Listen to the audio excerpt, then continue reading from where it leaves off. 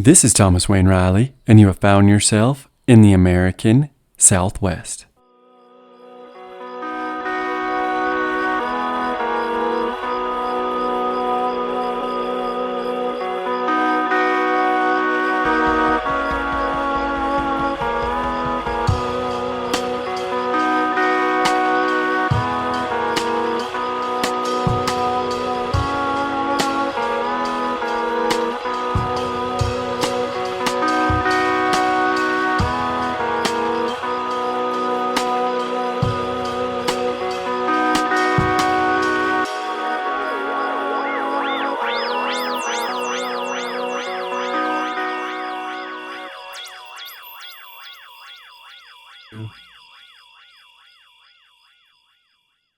Well, hey, Mr. Matthews, thank you for joining me.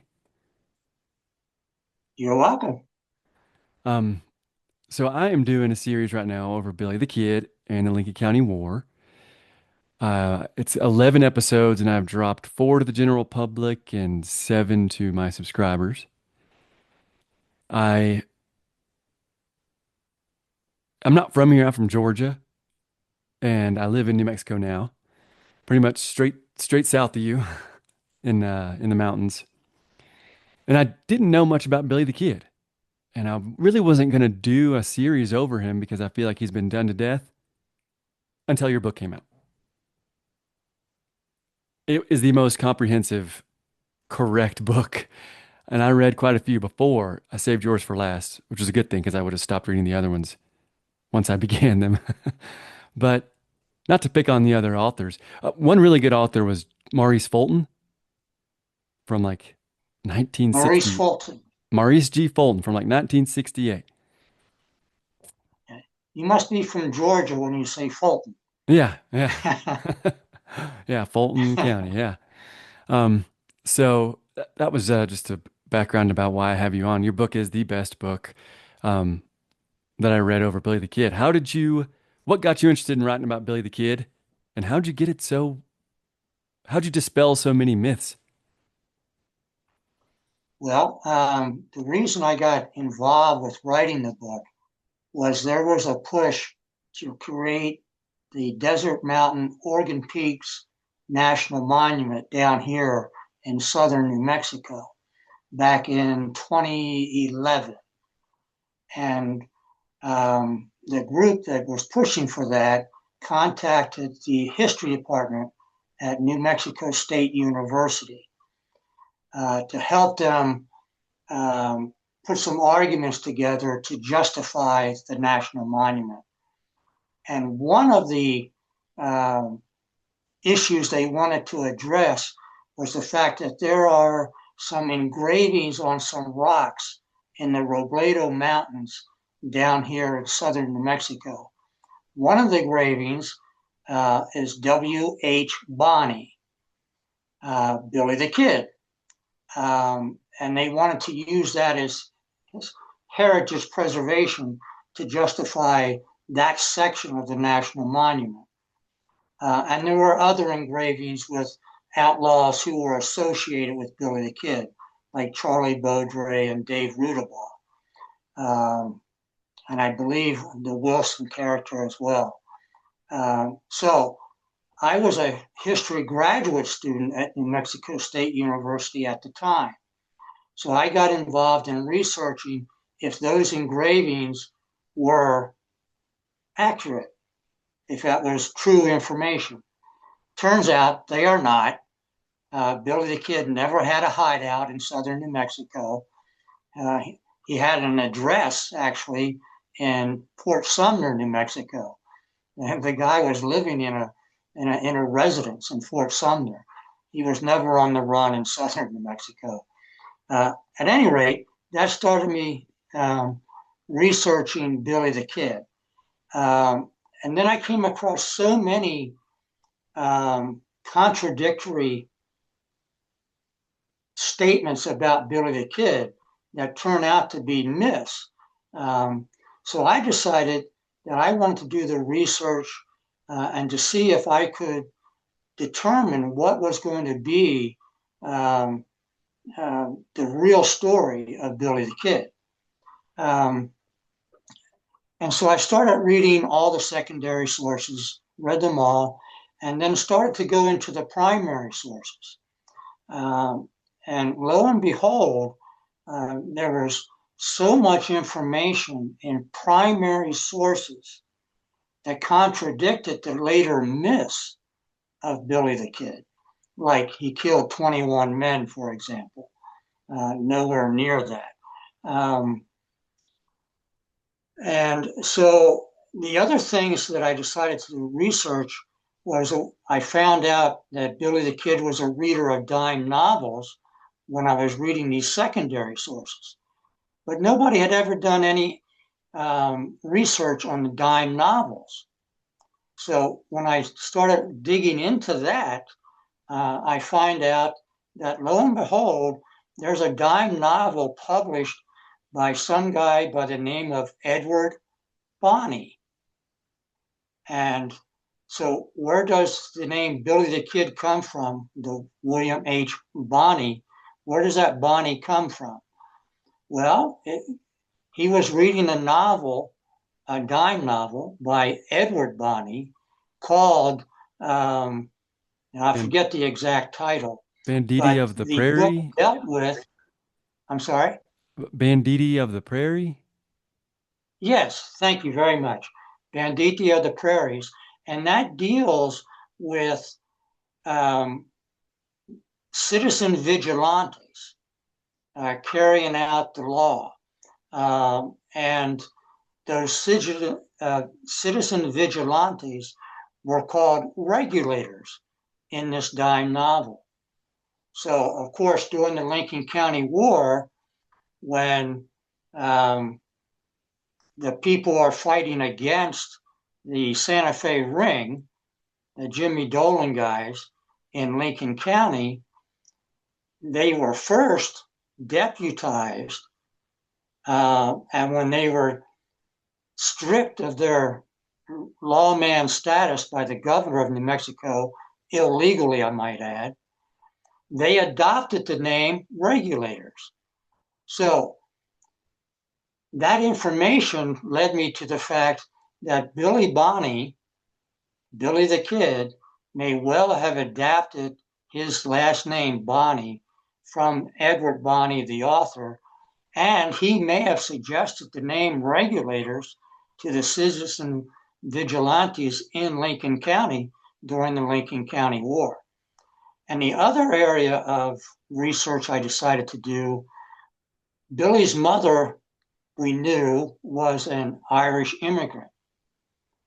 No one had ever done research on Irish immigration.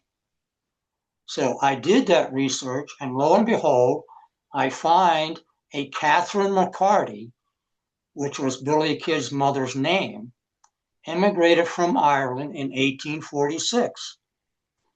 And in 1846, the New York Irish Immigration Society told Irish immigrants to avoid New York City and other East Coast cities and go to the interior towns because of all the disease, low wages, oh gosh, all kinds of pestilence in those East Coast cities in 1846.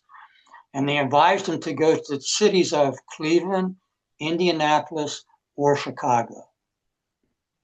Well, Billy the Kid's mother, or I'm sorry, Billy the Kid was born in Anderson, Indiana, which is just 20 miles from Indianapolis, according to the sheriff in Silver City, New Mexico later on. So, advised to go there in 1846, the only way to get there was by the Erie Canal.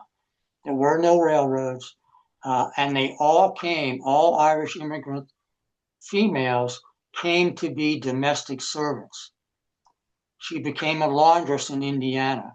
And we know that later on, she became a laundress in Wichita, Kansas, where they moved to because of a new laundry technology coming to Indianapolis in the late 1870s, and late 1860, sorry. So that's why they moved from Indiana. And they ran a newspaper ad in Wichita with Catherine McCarty being the new laundress for Wichita. So that information on Irish immigration just blew out of the water the myth that Billy the Kid was born in New York City. So those two are the big ones. Where he was born and his name Bonnie, and of course the name Regulators. And that's what I came up with, the brand new information. And then it was easy to go to original sources of the old timers in the 1920s and 30s and compare that to primary documents from the 1870s, historical records from the military, newspapers, etc., to separate fact from fiction in the Billy the Kid story.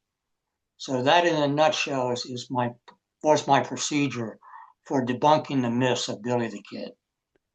Well, I'm glad you put in all that work because it paid off. And I hope so. about the regulators, I'm part of an organization called the Old Glory Club, and I'm the president of the chapter in New Mexico. And I named our chapter Regulators of the Rio Grande. Excellent. And also, Actually, the the regulators, of course, were kind of nowhere near the Rio Grande. no, Uh, Maybe regulators of the Pecos. I don't yeah, know. yeah. Uh, I also talk about in Anyway, one of my episodes because I quote you and I go into your research about how William probably named himself after the author and he named the regulators. And in that section, I also go into the Appalachians had around the time of the start of our nation, around the time of the Constitution, they had regulators. And they called themselves regulators, like during the Whiskey Rebellion and Shays Rebellion, all the way down from North Carolina all the way up to Pennsylvania, they had regulators. And actually, before the Revolution, there were mhm, regulators in North Carolina. mhm. Yeah, And that's where the term originated, I believe. I think so Yes, too. Yep. So I liked that. Yeah, that you did all that research, and I was able to say, hey, regulators go back a long way, and they really do fight corruption. There was a line I used. I named one episode, regulators strike blows in the defense of justice. excellent. Yes, that's in the book, of course. Yeah. Yeah. And I thought that was great. And I thought you were in Santa Fe. Are you in southern New Mexico? Yes, I'm in Las Cruces. Okay. Okay. All right. So I'm straight north of you then, not straight south. Yes. There's not much south of Las Cruces. I did a series on the Civil War in New Mexico and Arizona, and Las Cruces and Mesilla featured heavily in that. But I've only ever driven through it. I need to stop and hang out. I did that really great trail at the Organ Pipe Mountains National Monument. A great trail. Um, but now I need to go do it again. Is Sheds Ranch on the other side, the side you can't go to? It's on the Okay, it's on the east east side. side of the Organ Mountains. Okay. And can you go It's over there? no, it's on the White Sands Missile Range. Okay, that's what I thought. Uh, you can go, you can go to Agary Springs, Okay. which is on the east side of the Organ Mountains, and you can hike at the Agary Springs campground area. And then just east of Agary Springs campground is the old Sheds Ranch, and you can still see it. And there's a dirt road that goes down to the ranch on the White Sands Missile Range. And of course, you can't go on the missile range, but you can see the dirt road and you can see the buildings at the Sheds Ranch from Gary Springs at the Wow. beginning of that dirt road. I'm gonna It's go well check that worth a out. visit. Yeah, Yeah, it's I'm gonna. well worth a visit. That is great. All right. Yeah. So there's other. Was Billy the Kid ever the leader of the regulators? No, he never was. and he claimed he never was. Um, it, that's a myth that, of course, Billy the Kid's problem was he testified against Jimmy Dolan for the murder of Susan McSween's attorney in 1879. So Jimmy Dolan was always out for revenge. So the Santa Fe ring, Jimmy Dolan, always put all the blame on Billy the Kid for anything the regulators did. Nobody else testified against Jimmy Dolan, only Billy. So John Middleton was actually the leader of the regulators after Dick Brewer was killed. That was another question I was going to ask because multiple sources say Frank McNabb was the leader, and I don't buy it. That's a good no buy. What happened was the naming of the regulators happened on April 1st, 1878, when 5 men killed Sheriff Brady and one of his deputies in Lincoln. They had been deputized lawmen before when they went after the murderers of John Henry Tunstall, who employed Billy. Okay, they were lawmen when they killed Frank Baker and Billy Morton. Okay, they were lawmen then. They were not regulators. Okay, after that, the governor of the territory stripped them of their lawman status. Dick Brewer was the constable at the time, and Billy was a deputy constable at the time of the killing of Baker and Morton. After they killed Baker and Morton, the governor stripped them of their lawman status, and they were peaceful citizens in Lincoln until Sheriff Brady was going to arrest Alexander McSween. And they knew that that meant McSween's death warrant. And Brady had said so to some of the regulators. So they knew what was going to happen to McSween. He was going to die in jail. So they defended their leader, Alex McSween, by killing Sheriff Brady. They were not lawmen then. That's when they adopted the name of the Citizen Vigilantes Regulators, April 1st, 1878. Dick Brewer was not among the 5 men who killed Brady. He was at his ranch in the Rio Doce Valley. Frank McNabb was not among the men who killed William Brady. Okay. The 5 men that killed him in Lincoln did not include Frank McNabb. Jimmy Dolan added Frank McNabb's name to those who killed William Brady because some of Dolan's men shortly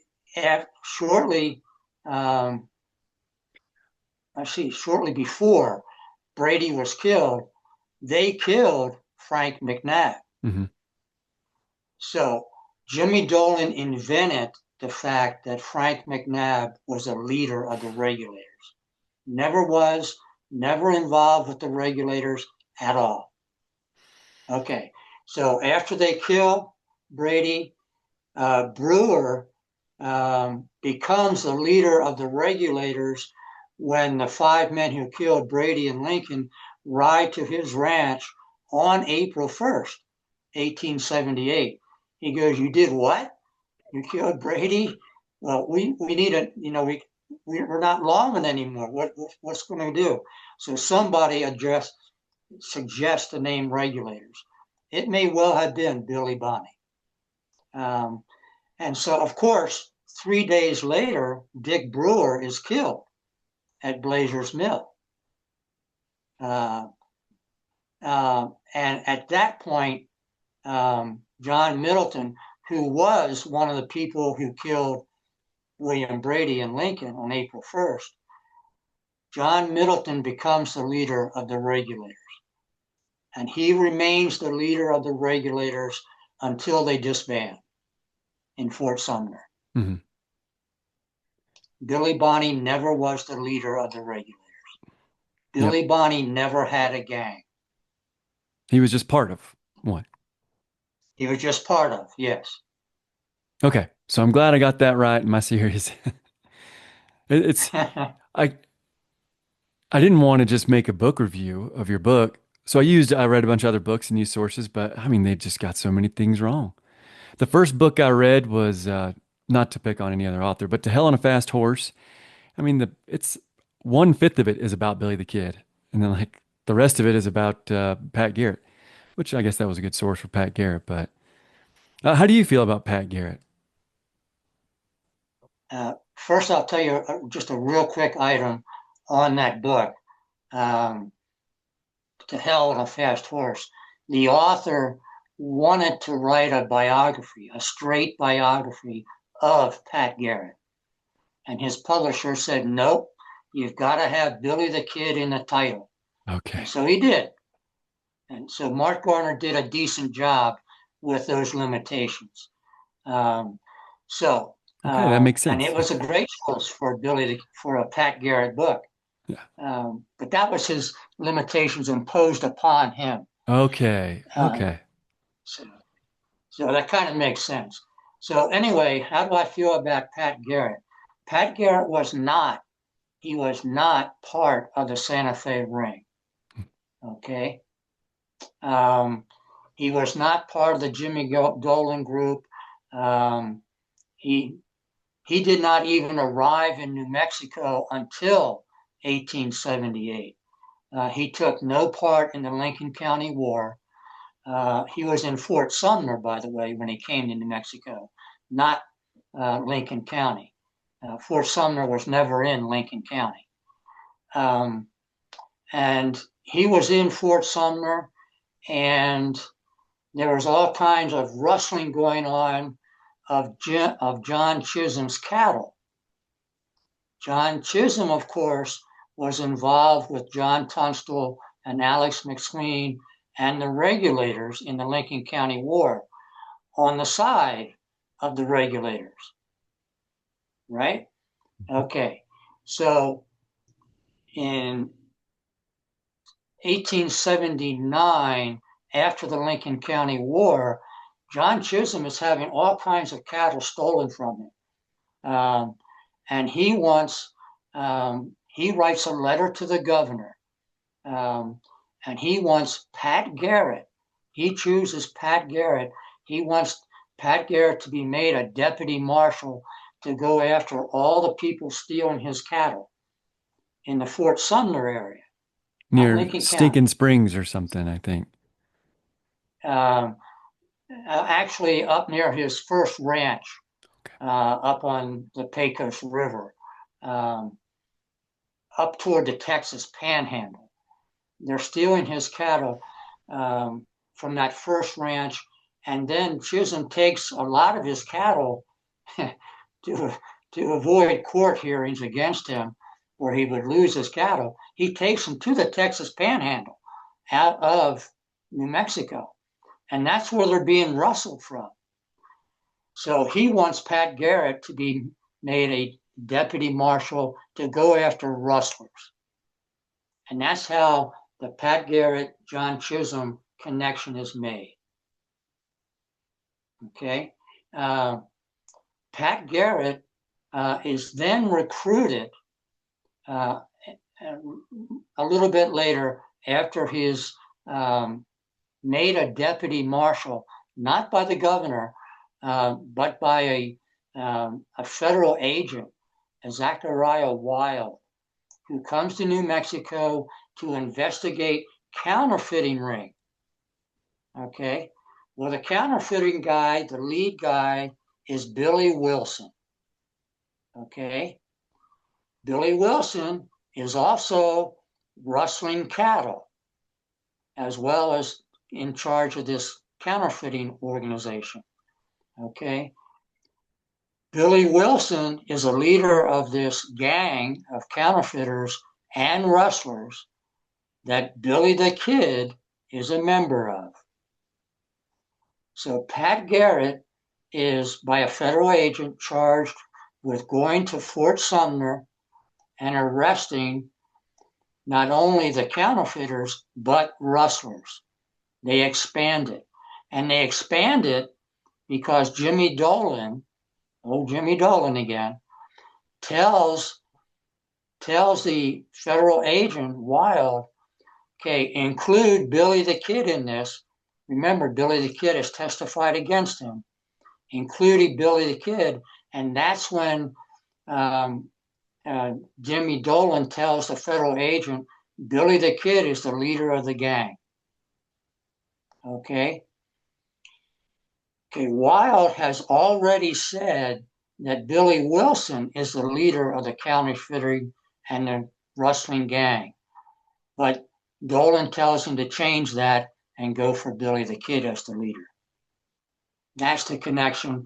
Pat Garrett then goes to arrest all the members of this gang, led by first Billy Wilson, but now Billy the Kid. And that's the connection with Pat Garrett going after Billy the Kid. So Pat Garrett is doing his job. Yeah. Hmm. I just Um, I have real contempt for the Ring in the House and Dudley. I call him Dudley Do Right in my series. good. He was far from a Dudley Do Right, I though. know. I know. Yeah, it's very frustrating when every single person with power is stacked against you. From the moment, I mean, I'm talking about John Tunstall and McSween, but the moment you arrive, they're like, well, we don't want you to succeed, and you're not going to because we have every lever of power, from Reinerson up to Catrone to everyone. Yeah, yeah. There's John Tunstall was a bit naive.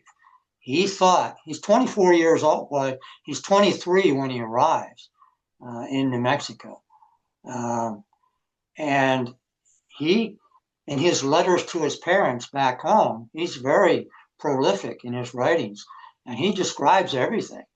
And he tells them that, yeah, there's a ring in New Mexico that controls everything. No, actually, he says there are rings, Hmm. plural, Hmm. in New Mexico that control everything.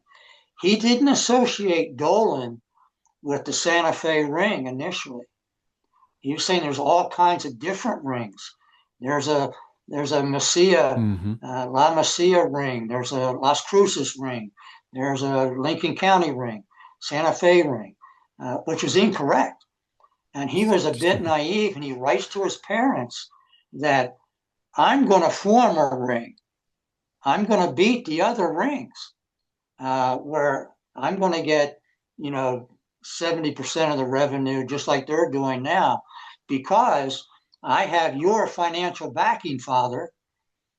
They can't beat me because I have more financial backing than they do. Totally naive. Um, and so he was going to set up his own ring. That was the idea. And of course, the Santa Fe ring was never going to allow that to They happen. persisted until But he did have 1912. a little bit beyond that, Okay. into the Yeah. 1920s, Wow. because Katrin becomes a U.S. Senator Hmm. in 2012. So it goes a little bit beyond. And some would say much beyond the 1920s. Wow. Um, Are we uh, still led here in this state by the Ring? no, we are not. Um, oh, there was something else I was gonna ask. Shoot. So Pat Pat Garrett, Garrett, about Pat Garrett. what was that? Was that about Pat Garrett, your question? Hmm. Okay. My Your next question, the one you were trying to remember. yeah, my computer's trying to tell me to upgrade here. I'll do it in a minute, whatever. Um, Uh, yeah, so Pat Garrett, he kind of is a tragic figure after he kills Billy, I think. And so many missteps, and I think he's got some of his own problems that kind of just stop him from succeeding. But how do you feel about, or what do you think happened with his murder? Well, first of all, Pat Garrett was flying high after killing Billy the Kid Hmm. for a while, for a long time. Um, he was respected. Of course, he got the reward and all that stuff. He had a home right here in Las Cruces, by the way, and spent a Hmm. great deal of his time, of course, in El Paso, away from his family and all that, and prostitutes, etc. Um, but he also became he worked. He was hired by Teddy Roosevelt, of course. Uh, when was that? Um, Was that early 19? 1905. Hmm. 1905, I believe. He was hired as a customs inspector in El Paso, and so very respected. There's a photograph of Pat Garrett with Teddy Roosevelt and some others. And Pat Garrett's in high cotton. Um, then he does have a problem being customs inspector. He's not good at paperwork, and he doesn't do a very good job, so he's fired. And that's when his troubles really begin. He then has a ranch up here, um, and just up in the Oregon Mountains, actually, on the east side of the Oregon Mountains, just north of the old Sheds Ranch, by the way, north of US 70. Uh, and it's on the White Sands Missile Range now, too. But he has this ranch up there and he's running cattle. Uh, and he's having his problems now. He's a deputy sheriff, or um, let's see, deputy sheriff. I believe he's a deputy sheriff again here in Las Cruces. Um, when Albert Fountain is killed in 1896, and he goes after Albert Fountain's killers, and he goes out to the you know the story, Hmm. um, and he's unsuccessful. Um, and he testifies at the trial of the guy who admits to killing Albert Fountain, um, and claims self-defense when Garrett, of course, shot in the back. That's a hard argument to make, Hmm. um, but the jury buys it, and he's let off, not guilty, is the jury verdict. And Pat Garrett, in his testimony, berates the testimony of Brazil and other people who claim that it was self-defense, and that puts him in hot water from people over on the east side of the Oregon Mountains, um, and that leads to his murder because in 1908, um, some guy wants to buy his ranch, and Garrett sells his ranch. Um, uh, to this guy, uh, and the guy wants to run sheep, and Garrett says no, absolutely not. And um, then Garrett is mysteriously killed, Hmm. assassinated. Hmm. He's not a deputy marshal then; he's a private citizen. Hmm. Um, so that's when Garrett is killed in 1908 because of the dispute over his ranch of running sheep. um, and Garrett not agreeing to do that. Yeah, I still am not sure. Did his testifying against that, I think it was the Brazil, I think they called it like a secondary ring or like maybe a Democrat run ring or something. I mean, I wasn't sure if it was just the dispute over the sheep or was he involved in another ring? Whoops, are you still there? Oh, yeah. Does it say I'm gone? I just clicked on the update. Oh, Can I close that update? yeah, probably. Yeah. Let's see what happens. All right. Up, there you are. Okay. Perfect. Can, can I just click on?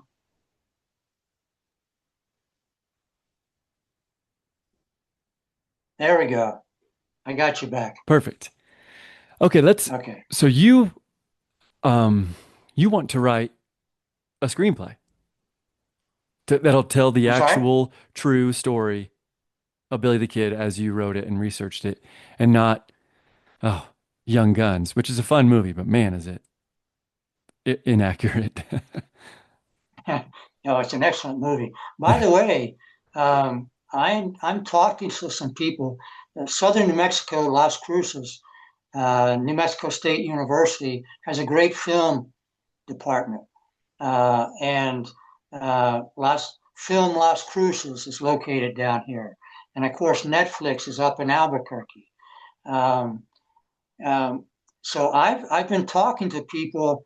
It would be great to make a movie based on the real life incidents in Billy's life.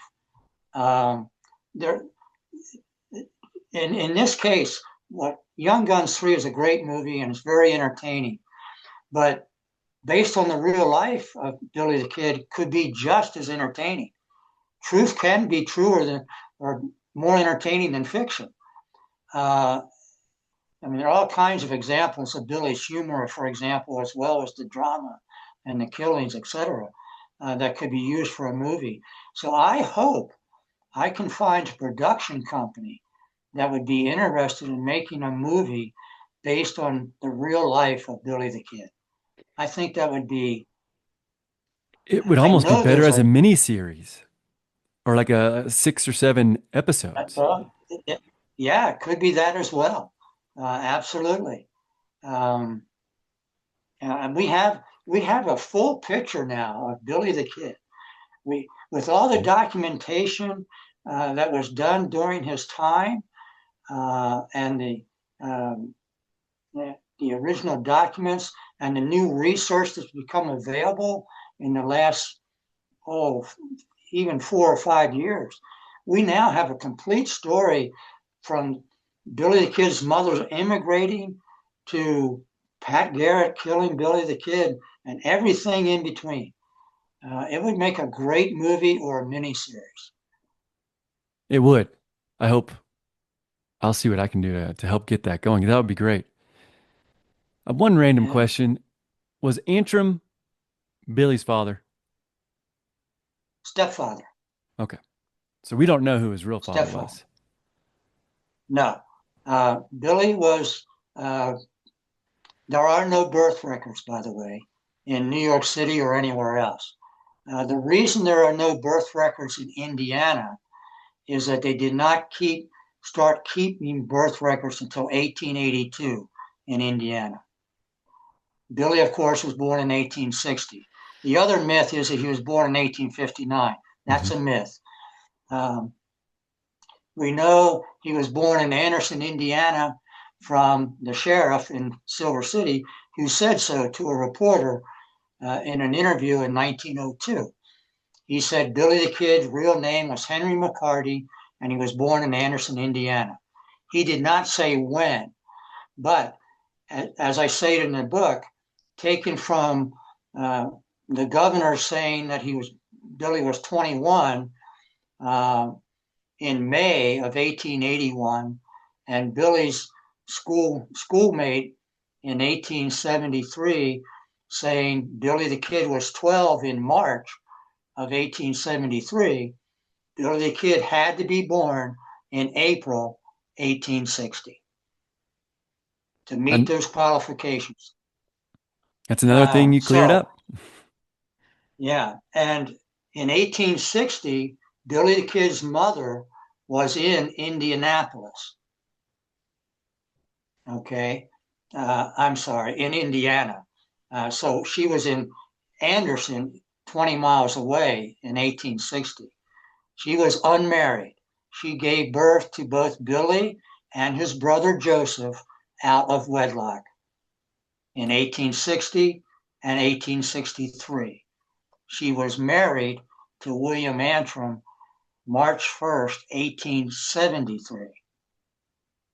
Is So we have no idea who Billy's father was, and they were probably uh, different fathers for his stepbrother. because the Albuquerque Journal, after Billy was killed, says that Joseph was Billy's stepbrother. Is So they had different Antrim's fathers. Joseph's father? No, Okay. because Joseph was born in 63. Antrim married Billy's mother in 73, Okay. 10 years later. Okay. I suggest So that. we don't know the father of either. Okay. In my series, well, that's good. We cleared that up. I said that Billy the Kid, we don't know who Billy's father is, but Antrim might be Joseph's father. But yeah, probably not then. Yeah, cannot be. Okay. Um, All right. Um, I wish I had pen and paper. I keep forgetting my questions. Um, so Actually, it's okay. Go ahead. so during this researching this and reading, I visited every place except for Indianapolis and Anderson that and Wichita that Billy haunted here in New Mexico, except for Fort Grant. I didn't go over there, but I talked about Fort Grant. I did an Apache series, a very long series over the Apaches from when they came into the Southwest up until Geronimo. It was rough, but so I talked about Fort Grant and the San Carlos Reservation a lot and Globe, but that's the only place I didn't visit. And I was a little. Fort Stanton's great. I love Fort Stanton and Lincoln's cool. I just participate. I do Civil War reenactment, and so I just participated in Fort Stanton days. I went down to Lincoln days. That was fun. But I was Fort Sumner. There's not much there really, and the Fort Billy the Kid Museum is kind of goofy. It's just everyone in the county gave them all their old stuff and say put it in the building. I don't know if you've been over there. You mean I have been. You mean the private or the public museum? The public one was actually better than the private one, but I went to both. Yeah. Oh, absolutely. Yeah. So there are two. The Hmm. private museum is a very, oh, let's call it a roadside history place where Americana. the authenticity is not, it's not there. No. That's the easiest way to put it. Yeah. It was fun, Yeah. but But it cannot be authenticated. yeah. I mean, they do have a poster there for a movie, Billy the Kid versus the Vampire, Yeah. which I thought was funny. So So I you were got to talking see his about grave. Fort Grant? Yeah, You Fort were talking Grant, about Fort Grant? that was the only place, and I think it's Fort Thomas, but those are the only places I did not go to visit for this series, just to get a feel and take pictures. And did you go? Have you been over there? Yes. There is no Fort Thomas, by the Okay. way. That that doesn't exist any longer. Okay. Um, um, Fort Grant is now the site of Fort Grant is now a prison. So, I'm sorry, a state prison. Okay, so all Okay. the buildings on the old Fort Grant and the grounds, the Fort Grant Reservation is still there. Um, and the dirt road, the town, the small settlement near Fort Grant was called, at the time, was called McDowell's Store. It was later changed in 1887 to Bonita. Okay, and so the the the old Bonita store, which was the McDowell's store, the mercantile place, is still there, and it says Bonita on the front of it for the town uh, that changed in 1887. And from that site, you can there's a paved road goes to Bonita at the edge of the state prison, which was the old Fort Grant reservation. So that boundary line between the Fort Reservation and the town of McDowell's Store, Bonita, is the paved road right now. Okay. And then the dirt road, the original dirt road that went from McDowell's Store, from Bonita to the onto the reservation at Fort Grant to the jail, to the guardhouse on Fort Grant, that dirt road is still there. And you can look down from that paved road in front of the Bonita store. You can see the dirt road going. It was 3 miles from the town to the guardhouse. And you can still see that dirt road that Billy was marched down and taken to the guardhouse in 1870. Let me get this right. 1876. He was arrested by Miles Wood and marched to the guardhouse. By the way, not for killing anyone, but for rustling army horses. That's why he was put in the guardhouse. Mm-hmm. That the killing of Cahill comes later after that in 1877. Justified killing of him. Pretty much in self-defense. And he flees Arizona and goes back to New Mexico. There are some authors have written Billy was put in the guardhouse because he killed Cahill. That's not true. Mm-hmm. Yep. So I pretty much, because of your book, I sympathize with Billy a lot and the regulators right up until he kills that White Oaks resident who jumps out the window. Then it kind of becomes tough to. It's like, what are you doing? Why'd you ever get with Billy Wilson? That was his downfall. Actually, that's true. It was more a case of Billy had and a couple other guys that we never hear of. They're mentioned in the book, but history never hears of them again. And Dave Rudabaugh, they rustle some horses up here, and they take them to White Oaks. Okay, Billy Wilson's not involved in that, and there's no gang. There's just a couple guys get together and rustle some horses. Billy's not a leader of a horse rustling gang. There are all kinds of people rustling cattle, Chisholm's and everybody else's.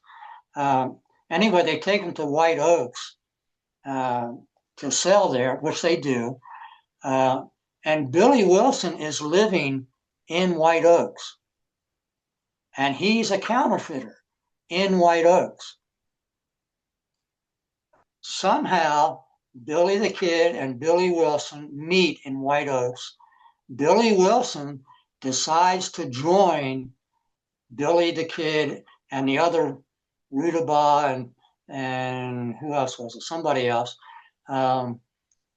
in White Oaks.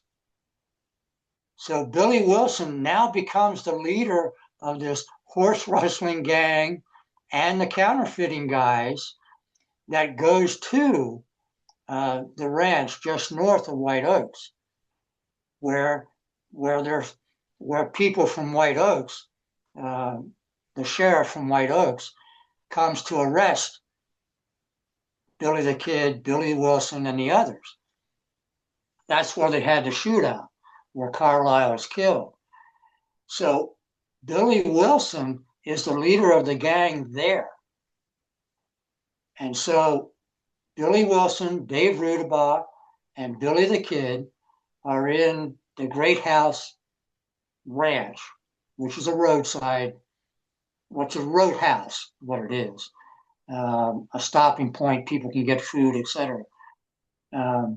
So they're there, and the sheriff's posse comes to arrest them, and there's a standoff. And Carlisle goes into the building unarmed to arrest these guys, right? And they say, no go, that's not going to happen. So Billy the Kid is now not the leader of a gang, but he's part of a gang. So for some reason, and we don't really know why, but Carlisle decides that he needs to leave inside the Great House building. And the story is he jumps through the window to escape. That's when he's shot. Now, Billy's story is, and he tells Pat Garrett this because Pat Garrett says the same thing you just said. He says it to Billy. He says, I sympathize with you, Billy, in everything except the killing of Carlisle. And so, Billy tells Pat Garrett, he goes, there's more to that story than you know. And Billy claims in writing later on when he testified, he says that Carlisle tries to escape and he's killed by his own people on the outside. Okay. That's Billy's story, and he's sticking to it. Okay. Now, later on, when Billy the Kid, Billy Wilson, and Dave Rudabaugh are in jail, they've been arrested by Pat Garrett at Stinking Springs, taken to jail first in Las Vegas, New Mexico, and then to Santa Fe, New Mexico. They're in jail. A reporter comes to interview the three guys in jail in Santa Fe. March, I believe. No, January. I'm sorry. In January 1881. Okay. During that interview, the reporter asked about the Carlisle killing. Billy Wilson pipes up and says, I tried to talk him out of it. I didn't want to kill the guy. I didn't shoot at Carlisle. Dave Rudabaugh interrupts and calls Billy Wilson a liar. And he says, you're a liar. You fired once. I fired once. Billy the Kid fired twice, and we killed Carlisle. Billy the Kid, of course, is sticking to his story that he never fired, and he was killed by the sheriff's deputies. It's hard to not accept Dave Rudabaugh's comments. That's what I say. I mean, why would Rudabaugh say that? Why would he admit to a killing, And why would he call Wilson a liar and then admit to killing? Yeah. Yeah. So yeah, that was Billy's downfall, I think, in the eyes of history, not of the public at the time, because Billy had his story and he was sticking to it. And this interview happens much later, and people aren't aware of that interview, of course. So that's for us to judge, and of course Pat Garrett could judge it because he knew what had transpired. But Billy just disputed that. Yeah. I just have a couple more questions. Okay. What was going on with Billy in that photo? I mean, everyone described him different than how he looks in that goofy photo. Yeah. We don't really know.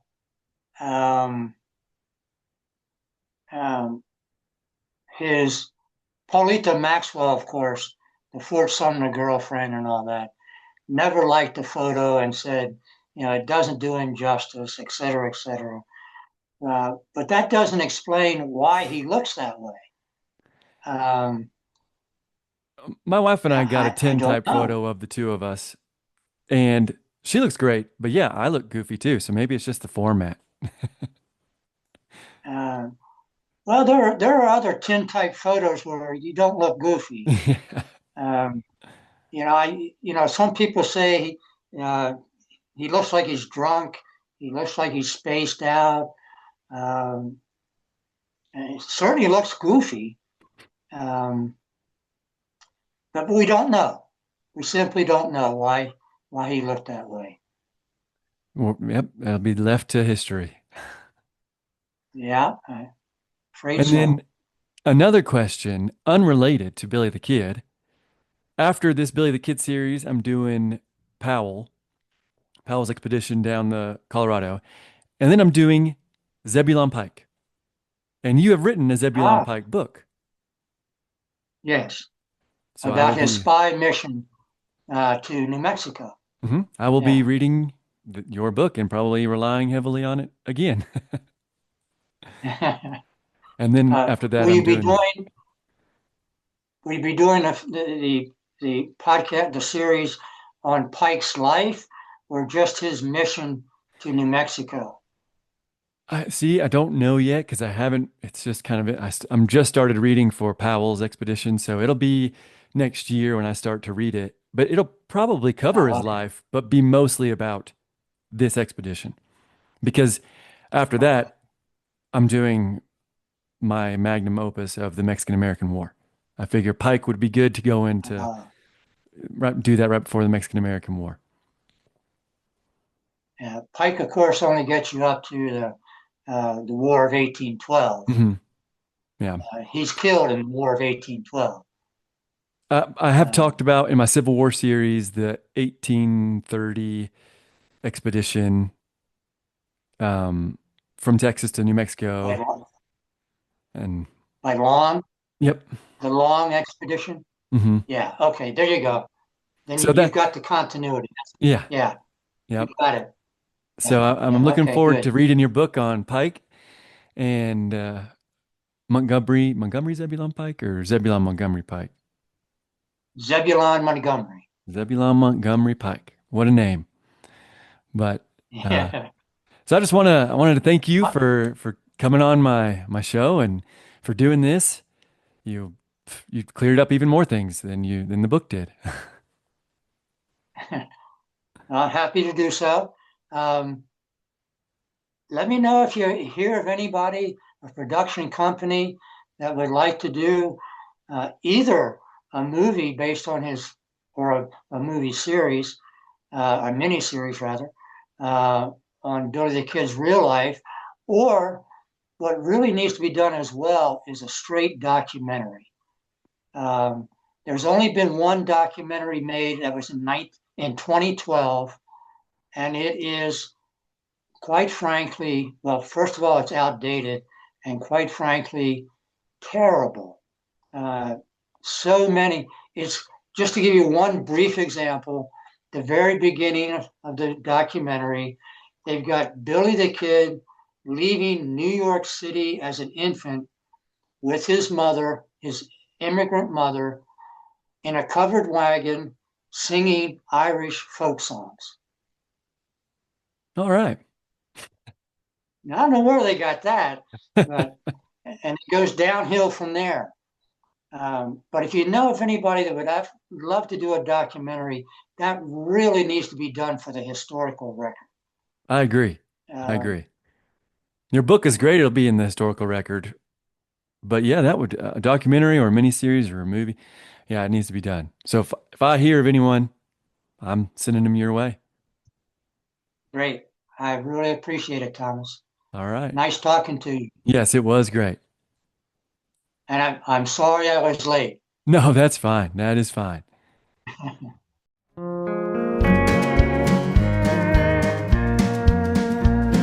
Came down from Alamosa, across the Rio Grande, a tractor killer lion, lost his fear of man. First seen around El Rito, he laid a rancher down, killed the rancher's daughter, was gone out of sound. And the purple sage in Caprock is never out of bounds when you chase the mighty lion behind slobber-headed hounds.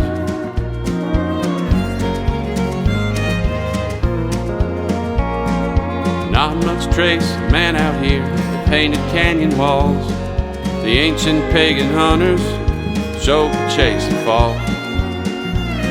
Now the lever action rifle and horses changed the game, but their ghosts still hunt beside me. The chase still feels the same. And the purple sage in Caprock is never out of bounds when you chase the mighty lion behind slobber-headed hounds.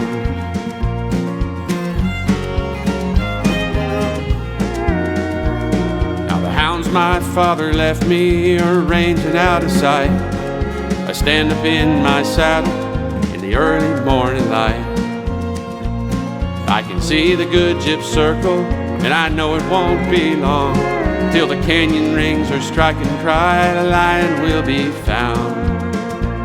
And the purple sage in Caprock is never out of bounds when you chase the mighty lion behind slobber-headed hounds.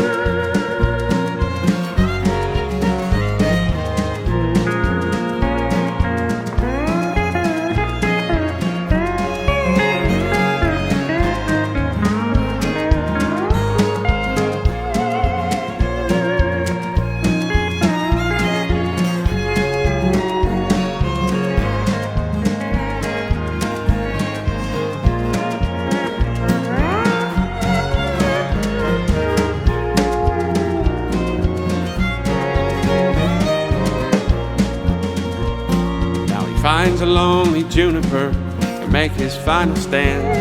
3 faithful hounds lie dying, blood shining on the sand. And the good gyp leaps up in the air, as low as murder charge. My rifle cracks, a whisper late, I can feel his iron jaw. The purple sage in Caprock is never out of bounds when you chase the mighty lion behind slobber-headed hounds.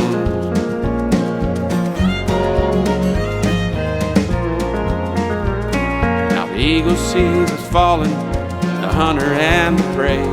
His shadow crosses lifeless bodies, where side by side we lay. And the good gyp sits upon the rim, and all alone she cries a death song for her master, killed the mighty lion. Purple sage in Caprock is never out of bounds when you chase the mighty lion behind slobber-headed hounds.